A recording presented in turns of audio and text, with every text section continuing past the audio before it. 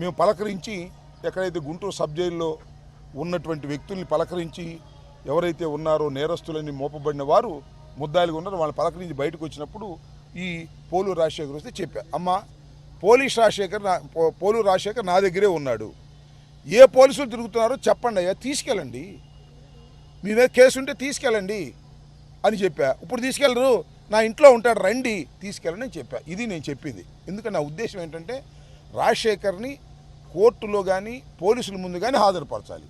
కోర్టులో హాజరుపరచడం సాధ్యపడదు, ఎందుకు వెళ్ళే లోపల పట్టుకుంటారు. అందుకని పోలీసులకే హాజరుపడదాం అనేటువంటి నిర్ణయానికి మేము వచ్చాం. ఎందుకంటే అతను ఒక చిన్న కుర్రవాడు, భయపడేటటువంటి వ్యక్తి కాబట్టి. నెక్స్ట్ రోజు పోలీసులు వచ్చారు, నూజివీడు పోలీసులు సార్ అన్నారు, నూజివీడు పోలీసులు అన్నారు, వచ్చి నాకు ఒక ఎఫ్ఐఆర్ ఇచ్చారు, ఎఫ్ఐఆర్ కాపీ. ఆ ఎఫ్ఐఆర్ కాపీ ప్రకారం నేను తీసుకున్నాను. తీసుకున్న తర్వాత దానిలో సెక్షన్స్ ఇవన్నీ వేశారు. ఇది వాళ్ళు ఇచ్చినటువంటి కాపీ. ఈ కాపీ ప్రకారం నేను కాపీ తీసుకుని వాళ్ళకి సరెండర్ చేసి నేనేం చెప్పానంటే, ఇవాళ 10-30 నిమిషాలకు మీరు తీసుకెళ్తున్నారయ్యా, రేపు 10-30 నిమిషాలకు మీరు కోర్టులో హాజరుపరచకపోతే మీది ఇల్లీగల్ కస్టడీ అవుతుంది, మీది చట్ట ప్రకారం యాక్షన్ తీసుకుంటాను, జాగ్రత్త అని చెప్పా.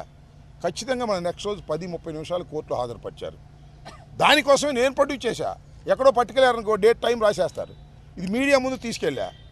దానికి హోంమంత్రి గారు అంటారు, మరి తెలిసి అంటదో తెలియకంటదో మరి నాకు తెలియదు.